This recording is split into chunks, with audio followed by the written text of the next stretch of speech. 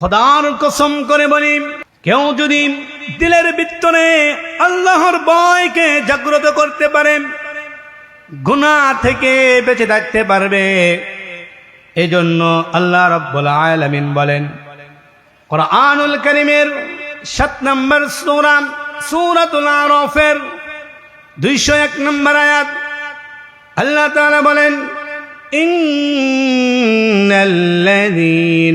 ইত্তাকাউ ইযা মাসসাহুম তাইফুম মিনাশ শাইতানি তাযাক্কারু ফাইযা হুম মুবসিরুন। শয়তান যখন তোমাকে ধোঁকা দিবে, নিশ্চয়ই যাদের অন্তরে আল্লাহর ভয় রয়েছে, শয়তান যখন তাদেরকে ধোঁকা দেয়, গুনাহ করাতে চায়, সাথে সাথে তাদের দিলটা যার ভয়ে কেঁপে ওঠে, গলার আওয়াজ বড় করে বলেন তিনি কে। দিলের ভিতরে যদি আল্লাহর ভয় থাকে, সে গুনাহ করতে পারে না। সুন্দর একটি ঘটনাটা সুনানে বাইহাকির মধ্যে এসেছে। আব্দুল্লাহ ইবনে ওমর রাদিয়াল্লাহু তাআলা আনহু একবার তার সঙ্গীদেরকে নিয়ে সফরে বের হলেন। দুপুরের খাবারের সময় যখন হলো, আব্দুল্লাহ ইবনে ওমর রাদিয়াল্লাহু তাআলা আনহু তার সঙ্গীদের বললেন, দুপুরের খাবার গ্রহণের জন্য দস্তরখানা বিছাও। তার সঙ্গীরা দুপুরের খাবারের জন্য দস্তরখানা বিছালো। আব্দুল্লাহ ইবনে ওমর রাদিয়াল্লাহু তাআলা আনহু দস্তরখানা বসে খানা খাবে, এমন সময় লক্ষ্য করে দেখে একজন রাখাল তাদের সামন দিয়ে হেঁটে যাচ্ছে। আব্দুল্লাহ ইবনে ওমর রাদিয়াল্লাহু তাআলা আনহু রাখালকে বললেন, ভাই রাখাল, আসো আমাদের সাথে দুপুরের খাবার গ্রহণ করো। আমরা দুপুরের খাবারের জন্য বসে গেছি। রাখাল বলল, ভাই মুসাফির, আমি তোমাদের কাউকে চিনি না, তারপরেও তোমরা আমাকে খাবার গ্রহণের জন্য আমন্ত্রণ করেছ, এজন্য তোমাদের প্রতি কৃতজ্ঞতা জানাই, কিন্তু আমি তোমাদের সাথে বসে খানা খেতে পারবো না। আব্দুল্লাহ ইবনে ওমর রাদিয়াল্লাহু তাআলা আনহু বললেন, কি জন্য খেতে পারবে না? রাখাল বলল, আমি রোজা রেখেছি, এজন্য আমি তোমাদের সাথে খাবার গ্রহণ করতে পারবো না। আব্দুল্লাহ ইবনে ওমর রাদিয়াল্লাহু তাআলা আনহু বললেন, এখন তো রমজান মাস নয়, নিশ্চয়ই তুমি নফল রোজা রেখেছ। এ বিশাল মরুভূমিতে পশুর পাল নিয়ে তুমি এসেছ। মরুভূমির রুক্ষ আবহাওয়া, প্রচন্ড তাপ, হয়তো তোমার কষ্ট হচ্ছে। আমাদের কাছে ভালো ভালো খাবারের আইটেম আছে, আসো তুমি আমাদের সাথে খাবার গ্রহণ করো। তুমি তো সবসময় ভালো ভালো খাবার খেতে পারো না, আর নফল রোজা ভাঙলে কোনো সমস্যা হয় না।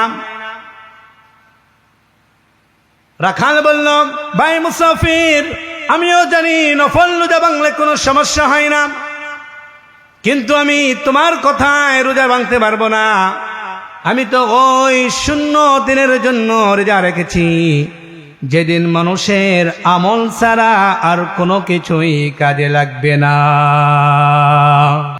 এখানে এমন কেউ আছেন যে জীবনে একটা গুনাহ করেন নাই? এমন কেউ আছেন? আমরা সকলেই কম হোক বেশি হোক গুনাহ সবারই আছে। আমরা যদি এই গুনাহের পথে চলতে থাকি, তাহলে এই গুনাহ পাপাচার আমাদেরকে একদিন জাহান্নামে নিক্ষেপ করবে।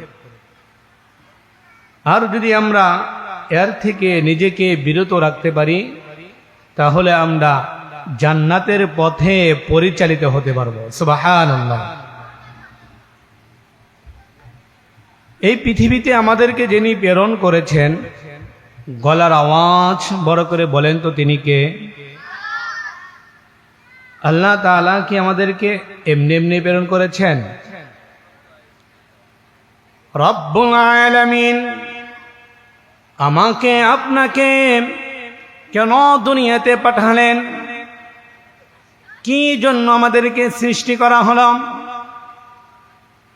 কুরআনুল কারীমের 51 নম্বর সূরা সূরাতুয যারিয়ার 56 নম্বর আয়াতে কারিমার মাধ্যমে আল্লাহ তাআলা সে কথাটা জানিয়ে দিলেন। আল্লাহ তাআলা বলেন, ওয়ামা খালাকাতুল জিন্না ওয়াল ইনসা ইল্লা লিয়াবুদুন। আমি জিন ও মানব জাতিকে কেবলমাত্র আমার গোলামের জন্য, আমার ইবাদতের জন্য সৃষ্টি করেছি।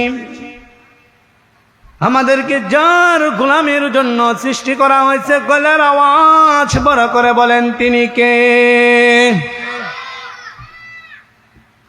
আর আল্লাহর এই গোলামির পথে আমাদেরকে বাধা দেওয়ার জন্য একজন সব সময় সর্বাত্মক প্রচেষ্টা চালায় যায়, তার নাম কি? মাশাআল্লাহ, তার নাম কি?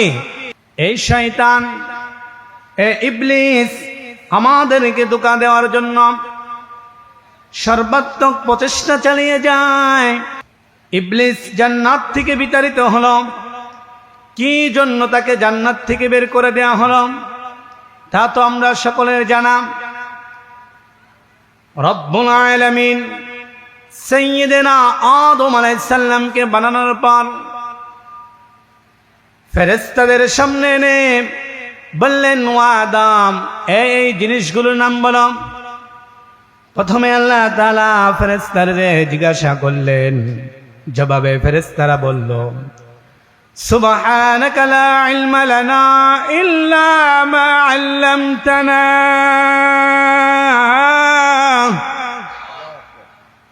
হে আমাদের প্রভু, আপনি আমাদেরকে যতটা জ্ঞান দিয়েছেন এর বাহিরে কোনো জ্ঞান আমাদের নাই, এগুলোর নাম আমরা বলতে পারবো না।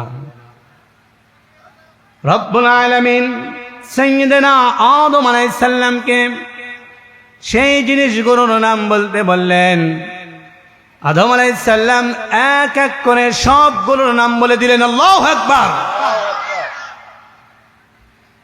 আল্লাহ তাআলা ফেরেশতাদেরকে বললেন, ও ফেরেশতারা, তোমরা আমাকে আদম বানানোর জন্য নিষেধ করেছিলে, এখন তো দেখা যায় আদম তোমাদের থেকে ভালো, সুতরাং তোমরা আদমকে সিজদা দাও। আল্লাহ তাআলার আদেশে, আল্লাহ তাআলার হুকুমে সমস্ত ফেরেশতা আদম আলাইহিস সালামকে সিজদা দিল। একজন সিজদা দিল না, তার নাম কি? জোরে বলেন, তার নাম কি? আল্লাহ তাআলা ইবলিসকে বলল, হে ইবলিস, তুই কেন সিজদা দিলি না? ইবলিস বলল, ওগো আল্লাহ, আপনি আমাকে আগুন দ্বারা সৃষ্টি করেছেন আর আদমকে মাটি দ্বারা। আনা খায়রুম মিন, আমি আদম থেকে শ্রেষ্ঠ, সুতরাং আমি কেন আদমকে সিজদা দিতে যাব? ইবলিস আল্লাহ তাআলার সাথে বেয়াদবিমূলক, অহংকারমূলক আচরণ করার কারণে জান্নাত থেকে বের করে দিলেন। জান্নাত থেকে বের করে দেওয়ার পর ইবলিস আল্লাহ তাআলার কাছে একটা আবেদন করলেন। ইবলিস আল্লাহ তাআলার কাছে আবেদন করলেন।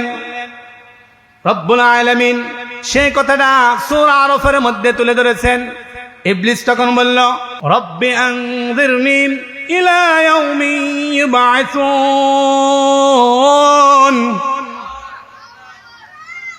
হে আমার প্রভু, আমাকে কিয়ামত দিবস পর্যন্ত হায়াত দিন। আল্লাহ তাআলা বললেন, ইন্নাকা মিনাল মুনযারিন, যে আমি তোকে কিয়ামত দিবস পর্যন্ত হায়াত দিলাম। কিয়ামত দিবস পর্যন্ত হায়াত পেয়ে ইবলিস আবার কি করলো দেখেন। ইবলিস আল্লাহকে বলল, قال فبما أغويتني لأقعدن لهم صراطك المستقيم হে আমার প্রভু, যে আদমের জন্য আমাকে জান্নাত থেকে বের করে দিলেন, ওই আদমের সন্তানদেরকে সোজা পথে, সঠিক পথে চলতে বাধা দেওয়া, এটা হবে আমার প্রধান এবং প্রথম কাজ। কিভাবে আমি তাদেরকে বাধা দেব শোনো। সুম্মা লাআতিয়ান্নাহুম মিন বাইনি আইদিহিম ওয়া মিন খালফিহিম ওয়া আন আইমানিহিম ওয়া আন শামাইলিহিম ওয়া লা তাজিদু আকতারাহুম শাকিরিন। এ আদমকে আমি সামন দিক থেকে, পিছন দিক থেকে, ডান দিক থেকে, বাম দিক থেকে, চতুর্দিক থেকে প্রতারণার জাল বিস্তার করে আমি তাদেরকে দিয়ে গুনাহ করাবো, পাপ করাবো। আমাদেরকে দিয়ে গুনাহ করাইয়া করাইয়া, পাপ করাইয়া করাইয়া জাহান্নামের দিকে ধাবিত করার জন্য শয়তান ওয়াদা করেছে কার সঙ্গে? তাহলে পাপ করানো, গুনাহ করানো কার কাজ? আমাদেরকে যে গুনাহ করাবে, পাপ করাবে, এটা শয়তান আল্লাহ তাআলার সাথে ওয়াদা করেছে। কিভাবে করাবে? ওই যে বললাম না সূরা আরাফের সামন দিক থেকে, পিছন দিক থেকে, ডান দিক থেকে, বাম দিক থেকে, চতুর্দিক থেকে প্রতারণার জাল বিস্তার করে আমাদেরকে যে গুনাহ করাবে, পাপ করাবে। যে শয়তান আমাদেরকে দিয়া গুনাহ করাইয়া জাহান্নামের দিকে ধাবিত করতে চায়, ওই গুনাহের কাছ থেকে বিরত থাকার জন্য কর্ম পরিকল্পনা, কিছু আমলের দরকার আছে কি নাই? তো জোরে বলেন, আছে কি নাই? এটাই হলো আজকে আমার বিষয়, যে গুনাহ থেকে, পাপ থেকে আমরা কিভাবে বাঁচতে পারি। শয়তানি ধোঁকা থেকে বাঁচার জন্য এক নম্বর যে আমল করতে হবে, গুনাহ কিংবা পাপের চিন্তা যখন মাথায় চলে আসবে, যে কোনো গুনাহের চিন্তা হতে পারে, যখন মাথায় চলে আসবে তখন শয়তানের ধোঁকা থেকে বাঁচার জন্য আশ্রয় চাইতে হবে। কিভাবে চাইতে হবে সেটা আল্লাহ তাআলা আমাদেরকে শেখাচ্ছেন। কুরআনুল কারীমের ৭ নম্বর সূরা, সূরাতুল আরাফের ২০০ নম্বর আয়াত, রব্বুল আলামিন বলেন, ওয়া ইম্মা ইয়ানজাগান্নাকা মিনাশ শাইতানি নাযগুন ফাস্তাইয বিল্লাহ ইন্নাহু সামিউন আলীম। আল্লাহ তাআলা বলেন, শয়তান যখন তোমাকে ধোঁকা দিবে, শয়তান যখন তোমাকে ধোঁকাগ্রস্ত করতে চাইবে, সাথে সাথে যার কাছে আশ্রয় চাইবে, আল্লাহ শিখাচ্ছেন তিনি কে? শয়তানি ধোঁকা থেকে আল্লাহ ছাড়া কেউ বাঁচাতে পারবে না। সুন্দর একটি ঘটনাটা বুখারী এবং মুসলিম শরীফেও এসেছে। একবার নবী করিম, সকলে বলি সাল্লাল্লাহু আলাইহি ওয়াসাল্লাম, নবী করিম সাল্লাল্লাহু আলাইহি সাল্লামের সামনে দুইজন ব্যক্তি ঝগড়া করতেছিল। ঝগড়া করতে করতে এক পর্যায়ে একজন অত্যন্ত রাগান্বিত হয়ে, রাগে অগ্নিশর্মা হয়ে অকথ্য ভাষায়, বিশ্রী ভাষায় গালিগালাজ করতেছিল। তাদের এই দৃশ্য দেখে আল্লাহ রাসূল সাল্লাল্লাহু আলাইহি সাল্লাম তিনি বললেন, এই যে তারা ঝগড়া করতেছে, একজন রাগে অগ্নিশর্মা হয়ে অকথ্য ভাষায় কথা বলতেছে, আমি এমন একটা দোয়া জানি, এমন একটা কালাম জানি, যদি ওই ব্যক্তিটা ওই কালামটা পড়ে, দোয়াটা পড়ে, তাহলে সাথে সাথে আল্লাহ তাআলা তার রাগটাকে মিটাই দিবেন। আর এই দোয়াটা তো আমরা সকলে এমনি এমনি জানি। আমার সাথে সকলেই পড়েন, আউযু বিল্লাহি মিনাশ শাইতানির রাজীম। বিতাড়িত মরদুদ শয়তান থেকে আশ্রয় চাই, আর এই শয়তান থেকে আশ্রয় যিনি দিতে পারেন তিনি কে? আল্লাহ। এখন বলবেন হুজুর এটা তো আমরাও জানি। হ্যাঁ, জানা এক বিষয়, মানা আরেক বিষয়। সুদের চিন্তা মাথায় চলে এসেছে, তখন কি আউযুবিল্লাহ পড়েছেন? পরে দেখেন সাথে সাথে মাথায় থেকে দুশ্চিন্তা চলে যাবে। আল্লাহু আকবার।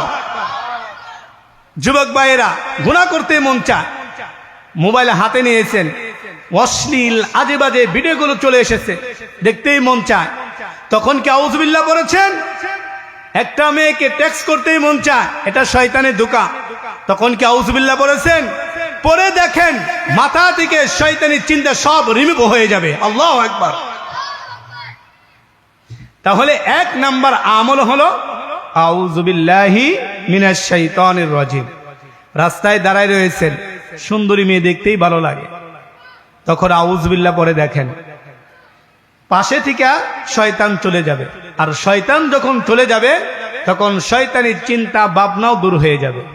আর শয়তান যখন পাশে থাকে, পাশে যখন গুরগুর গুরগুর করতে থাকে, তখন শয়তানির চিন্তাগুলো মাথার মধ্যে গুরগুর করতে থাকে। এজন্য শয়তানের ধোঁকা থেকে বাঁচার জন্য, গুনাহ থেকে বাঁচার জন্য এক নাম্বার আমল হলো আউযু বিল্লাহি মিনাশ শাইতানির রাজীম। আমলটা করা যাবে?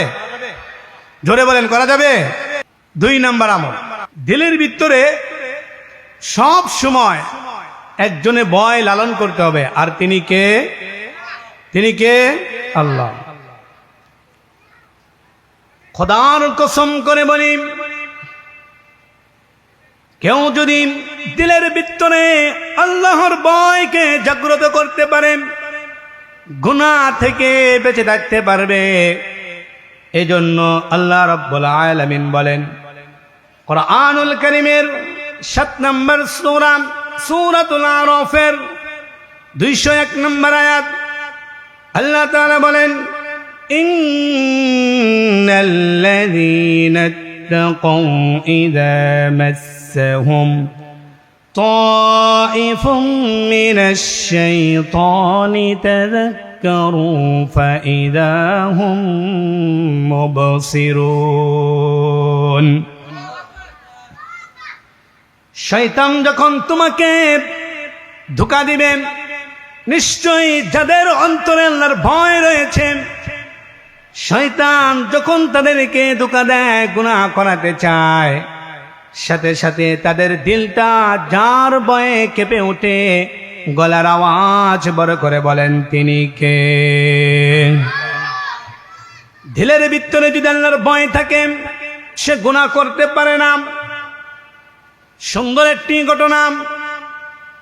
ঘটনাটা সুনানে বাইহাকির মধ্যে এসেছে। আব্দুল্লাহ ইবনে ওমর রাদিয়াল্লাহু তাআলা আনহু একবার তার সঙ্গীদেরকে নিয়ে সফরে বের হলেন। দুপুরের খাবারের সময় যখন হলো, আব্দুল্লাহ ইবনে ওমর রাদিয়াল্লাহু তাআলা আনহু তার সঙ্গীদের বললেন, দুপুরের খাবার গ্রহণের জন্য দস্তরখানা বিছাও। তার সঙ্গীরা দুপুরের খাবারের জন্য দস্তরখানা বিছালো। আব্দুল্লাহ ইবনে ওমর রাদিয়াল্লাহু তাআলা আনহু দস্তরখানা বসে খানা খাবে, এমন সময় লক্ষ্য করে দেখে একজন রাখাল তাদের সামন দিয়ে হেঁটে যাচ্ছে। আব্দুল্লাহ ইবনে ওমর রাদিয়াল্লাহু তাআলা আনহু রাখালকে বললেন, ভাই রাখাল, আসো আমাদের সাথে দুপুরের খাবার গ্রহণ করো। আমরা দুপুরের খাবারের জন্য বসে গেছি। রাখাল বলল, ভাই মুসাফির, আমি তোমাদের কাউকে চিনি না, তারপরেও তোমরা আমাকে খাবার গ্রহণের জন্য আমন্ত্রণ করেছ, এজন্য তোমাদের প্রতি কৃতজ্ঞতা জানাই, কিন্তু আমি তোমাদের সাথে বসে খানা খেতে পারবো না। আব্দুল্লাহ ইবনে ওমর রাদিয়াল্লাহু তাআলা আনহু বললেন, কি জন্য খেতে পারবে না? রাখাল বলল, আমি রোজা রেখেছি, এজন্য আমি তোমাদের সাথে খাবার গ্রহণ করতে পারবো না। আব্দুল্লাহ ইবনে ওমর রাদিয়াল্লাহু তাআলা আনহু বললেন, এখন তো রমজান মাস নয়, নিশ্চয়ই তুমি নফল রোজা রেখেছ। এ বিশাল মরুভূমিতে পশুর পাল নিয়ে তুমি এসেছ। মরুভূমির রুক্ষ আবহাওয়া, প্রচন্ড তাপ, হয়তো তোমার কষ্ট হচ্ছে। আমাদের কাছে ভালো ভালো খাবারের আইটেম আছে, আসো তুমি আমাদের সাথে খাবার গ্রহণ করো। তুমি তো সবসময় ভালো ভালো খাবার খেতে পারো না, আর নফল রোজা ভাঙলে কোনো সমস্যা হয় না।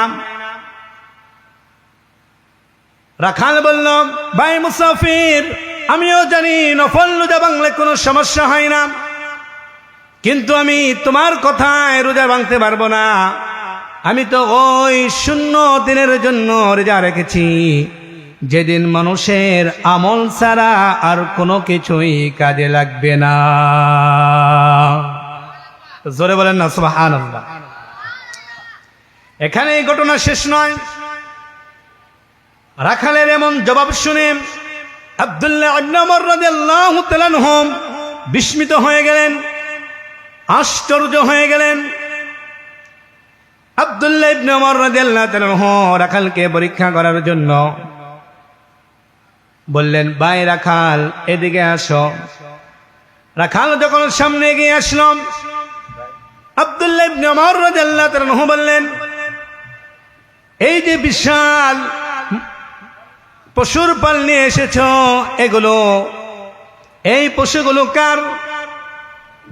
রাখাল বলল, আমি এগুলোর মালিক নয়, আমি একজনের চাকর, আমি একজনের গোলাম।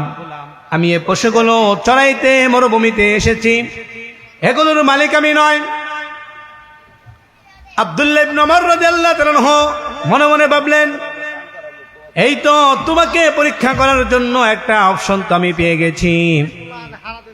পরীক্ষা করার উদ্দেশ্যে আব্দুল্লাহ ইবনে ওমর রাদিয়াল্লাহু তাআলা আনহু বললেন, এই পশুর পাল থেকে একটা ছাগল তুমি আমার কাছে বিক্রি করে দাও, তোমাকে কিছু নগদ অর্থ দিব, আর তুমি যেহেতু আমাদের সাথে খাইলা না, রোজা রাখছো, ছাগলটা জব করে কিছু গোশত তোমাকে হাদিয়া দিব, যাতে করে তুমি ইফতারের পরে খেতে পারো। একথা শুনে রাখাল বলল, ভাই মুসাফির, কিছুক্ষণ আগেই তো তোমাকে বললাম এই পশুর মালিক আমি নয়, আমি একজনের গোলাম, আমি একজনের চাকর। তাহলে আমার মালিকের অনুমতি ব্যতীত আমি কিভাবে তোমার কাছে একটা ছাগল বিক্রি করব? আব্দুল্লাহ ইবনে ওমর রাদিয়াল্লাহু তাআলা আনহু যেহেতু পরীক্ষা করতেছিলেন, তিনি বললেন, এই বিশাল মরুভূমিতে বাঘের আক্রমণ হতে পারে, এটা তো সকলের জানা। তুমি তোমার বাড়িতে গিয়ে মালিককে বলবা, আজকে মরুভূমিতে বাঘের আক্রমণ হয়েছিল, বাঘ সেখান থেকে একটা ছাগল খেয়ে নিয়েছে। এ কথা বললে তোমার মালিক তোমাকে দোষারোপ করব না। আর তুমি যদি একটা ছাগল আমার কাছে বিক্রি করো, তুমি নগদ কিছু অর্থ পাবা, আর এটা জমা করার পর কিছু গোশত হাদিয়া পাবা, যার মাধ্যমে তুমি ইফতার করতে পারবা। আব্দুল্লাহ ইবনে ওমর রাদিয়াল্লাহু তাআলা আনহুর প্রস্তাবটা রাখাল রিজেক্ট করে দিলেন, প্রত্যাখ্যান করে দিয়ে বললেন, ভাই মুসাফির, মিথ্যা বলে আমি বুঝ দিতে পারবো, একটা ছাগল বিক্রি করে তোমার কাছ থেকে নগদ কিছু অর্থ পাবো, কিছু গোশত হাদিয়া পাবো, কিন্তু আমার একটা প্রশ্ন হলো, আমার এই প্রশ্নের জবাব দাও,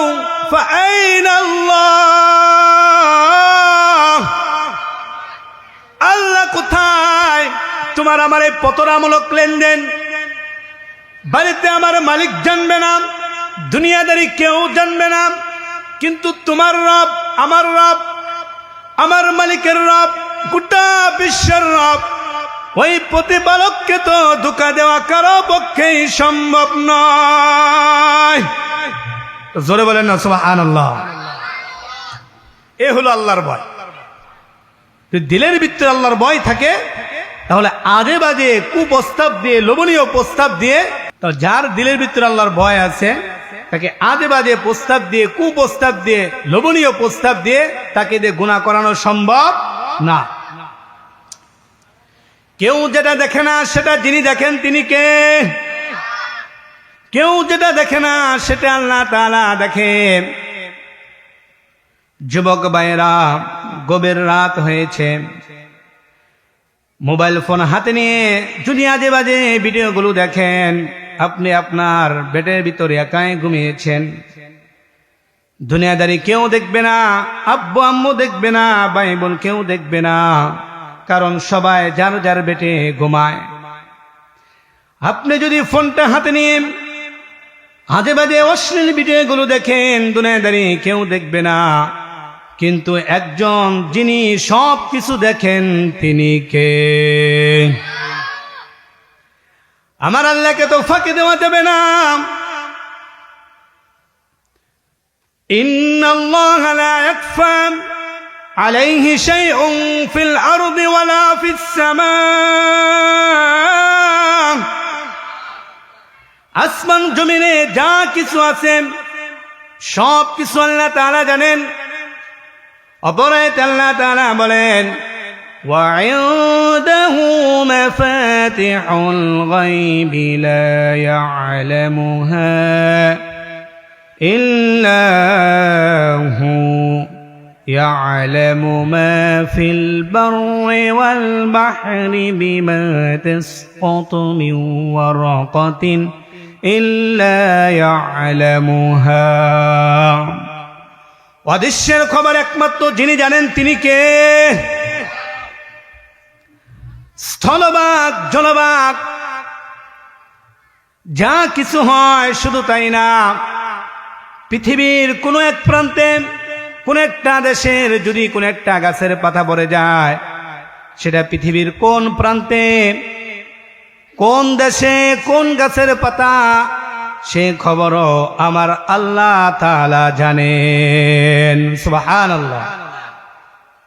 যে আল্লাহ তাআলা পূর্ব থেকে পশ্চিম, উত্তর থেকে দক্ষিণ, গোটা মহাবিশ্বের খবর যার কাছে আছে, ওই আল্লাহ তাআলার কাছে কি আমার আপনার গোপন গুনাহের খবর নাই? নাই। আমার আল্লাহকে ধোঁকা দেওয়া যাবে না, পৃথিবীর সবাইকে ধোঁকা দেওয়া যাবে, আল্লাহকে ধোঁকা দেওয়া যাবে না। গোপনে গোপনে আপনি যদি সুদের কারবার করেন, এই টাঙ্গাইলবাসীর কেউ জানবে না। সব কিছুর খবর যিনি রাখেন তিনি কে? আমার আল্লাহকে ধোঁকা দেওয়া যাবে না। এই যে আমরা সিসিটিভি আবিষ্কার করেছি, এই সিসিটিভি যদি আমরা আমাদের বাড়ি, কল কারখানা, ব্যবসা প্রতিষ্ঠানে যদি আমরা লাগাই, আর ওই ফুটেজ যদি আমাদের কাছে থাকে, চোর কোন দিক দিয়ে আসলো, কোন দিক দিয়ে গেল দেখার সুযোগ আছে কি নাই? যে আল্লাহ তাআলা আপনাকে দুনিয়া পাঠাইছে আর আপনার জন্য সিসিটিভি নাই, কোনো পর্যবেক্ষক নাই, এটা তো হতে পারে না। এই যে আমরা সিসিটিভি আবিষ্কার করলাম, এর জন্য মাথার মধ্যে যিনি জ্ঞান দিয়েছেন তিনি কে? আল্লাহর দেওয়া জ্ঞান দিয়ে আমরা সিসিটিভি আবিষ্কার করে আমাদের বাড়ি, কলকারখানা, ব্যবসা প্রতিষ্ঠান সবকিছু যদি আমরা আমাদের আয়ত্তে আনতে পারি, ওই আল্লাহ তাআলা কি আমাদের রাত দিন 24 ঘন্টা সিসিটিভির আওতায় আনতে পারেন না? আল্লাহ বলে, বান্দা তুই কোথায় যাবি? ওয়া ইন্না আলাইকুম লাহাফিযিনা কিরামান কাতিবিনা ইয়ালামুনা মা তাফআলুন। আল্লাহ তাআলা বলেন, প্রত্যেকের জন্য 2 জন দারোয়ান ফেরেশতা যিনি নিযুক্ত করেছেন তিনি কে? এরা হলেন কিরামান কাতিবিন। এরা হলো সম্মানিত ফেরেশতা, ইয়ালামুনা মা তাফআলুন, আপনি যা কিছু করেন ছোট সব কিছুই তারা লেখে, বড় যা কিছু করেন সবগুলোই তারা লেখে। যদি কারোর দিলের ভিতরে এই বইটা থাকে, আমি যা কিছুই করি না কেন, দুইজন ফেরেশতা আল্লাহ তাআলা নিযুক্ত করে দিয়েছে, তারা সব কিছুই সিসিটিভির মতো তারা ফুটেজগুলো রেখে দিতেছে। এই বইটা যদি কারোর দিলের ভিতরে থাকে, সে কোনোদিন গুনাহ করতে পারে কিনা? পারে? এটাই হলো আল্লাহর ভয়। এটা কার ভয়? আল্লাহর ভয়। যে আল্লাহর ভয় দিলের ভিতরে কেউ রোপণ করতে পারে, কারো দিলের ভিতরে যদি থাকে, তাহলে সে কোনোদিন গুনাহ করতে পারে না। তাহলে 1 নাম্বার আমল শিখাইছিলাম কি? আউযুবিল্লাহ। মাশাআল্লাহ, কি? আউযুবিল্লাহ। 2 নাম্বার আমল হলো দিলের ভিতরে সব সময় একজন ভয় লালন করতে পারে, তিনি কে? আল্লাহ। 3 নাম্বার আমল হলো গুনাহ থেকে বাঁচার জন্য 3 নাম্বার আমল হলো সব সময় মৃত্যুর কথা স্মরণ রাখতে হবে। মৌতের কথা যদি স্মরণ থাকে, গুনাহ থেকে বাঁচা যাবে। এই মৃত্যু আমাদের সকলের আছে কি নাই? আল্লাহ তাআলা বলেন, কুল্লু নাফসিন যায়িকাতুল মাউত, প্রত্যেকটা প্রাণীকে, প্রত্যেকটা প্রাণসত্তাকে মৃত্যুবরণ করতে হবে। সূরাতুন নিসার মধ্যে আল্লাহ তাআলা বলেন, আইনামা তাকুনু ইদরিকুমুল মাউত ওয়ালাউ কুনতুম ফি বুরুজিম মুশাইয়াদা,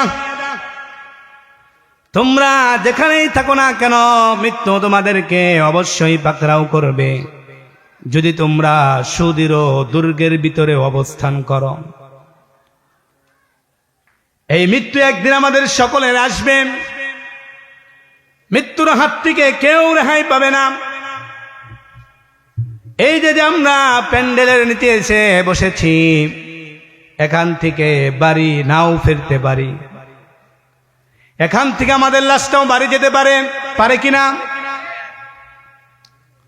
যারা যুবক, যারা ইয়াং বয়সের, তারা বলবে এটা আবার কেমন কথা, আমরা বুড়া হব, দাড়ি পাকবে, চুল পাকবে, চামড়াগুলো কচকে যাবে, তারপর মৃত্যু হবে। না, দুনিয়াতে আসার সিরিয়াল আছে, যাওয়ার কোনো সিরিয়াল নাই। যে কোনো টাইমে মৃত্যু হতে পারে। হঠাৎ করে একদিন মৃত্যুবরণ করব।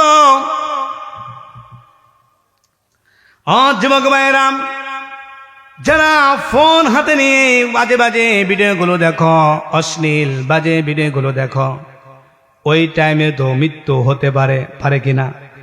জোরে বলেন, পারে কিনা?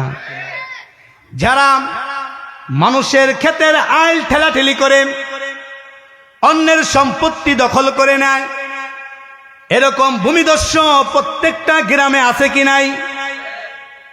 ওই সমস্ত ভূমিদস্যুদেরকে বলে দিবেন, ও ভাই, জায়গা কিন্তু বেশি নয়, জায়গা মাত্র 3.5 হাত। কয় হাত?